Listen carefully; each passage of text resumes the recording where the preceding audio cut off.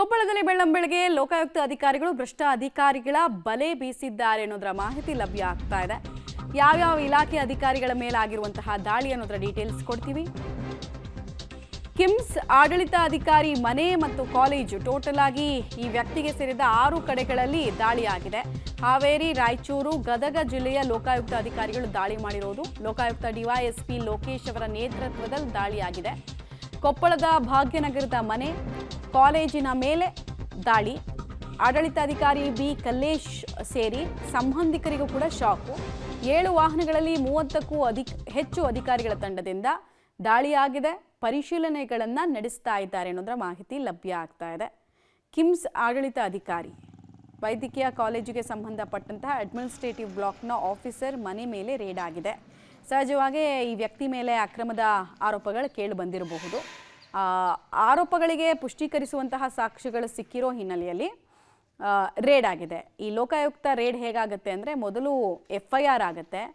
FIR ಆಗಬೇಕಂದ್ರೆ ಪ್ರಾಥಮಿಕ ಸಾಕ್ಷ್ಯಗಳು ಸಿಗಬೇಕಾಗತ್ತೆ. ಅದಾದ ಮೇಲೆ ದಾಳಿ ಆಗುತ್ತೆ.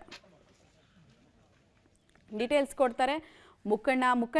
ಈ ವ್ಯಕ್ತಿ ಮೇಲೆ ಕೇಳಿಬಂದಂತಹ ಆರೋಪಗಳೇನು? ಲೋಕಾಯುಕ್ತ ಅಧಿಕಾರಿಗಳಿಗೆ ಯಾರಾದರೂ ಕಂಪ್ಲೇಂಟ್ ಕೊಟ್ಟು ರೇಡ್ ಆಗಿರೋದಾ ಅಥವಾ ಸ್ವಯಂ ಲೋಕಾಯುಕ್ತ ಅಧಿಕಾರಿಗಳಿಗೆ ಆರೋಪಗಳು ಸಾರ್ವಜನಿಕ ವಲಯದಲ್ಲಿ ಇದ್ದಿದ್ರಿಂದ ಖುದ್ದಾಗಿ ಮಾಡಿರೋದಾ?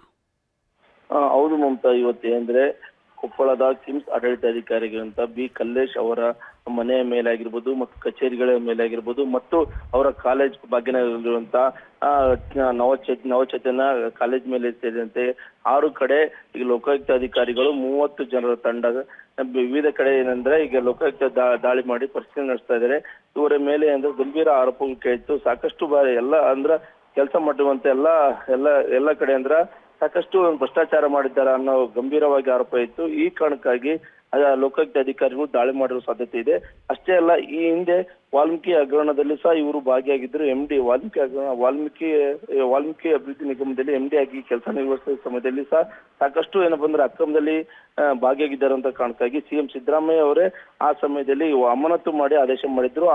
ಆ ಸಮಯದಲ್ಲಿ ED ಅಧಿಕಾರಿಗಳು ದಾಳಿ ಮಾಡಿದ ಸಂದರ್ಭದಲ್ಲಿ ಸ್ವತಃ ಅಂದ್ರೆ ED ಅಧಿಕಾರಿಗಳ ಮೇಲೆ ಗಂಭೀರವಾಗಿ ಆರೋಪ ಸಹ ಮಾಡಿದ್ದರು. ಅಂದ್ರೆ CM ಸಿದ್ದರಾಮಯ್ಯ ಮತ್ತು DCM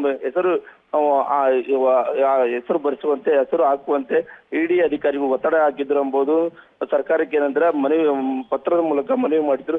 ಎಲ್ಲ ಸಾಕಷ್ಟು ಆರೋಪದ ಹಿನ್ನೆಲೆಯಲ್ಲಿ ಈ ಲೋಕಾಯುಕ್ತ ಅಧಿಕಾರಿಗಳು ದಾಳಿ ಮಾಡುವ ಸಾಧ್ಯತೆ ಇದೆ.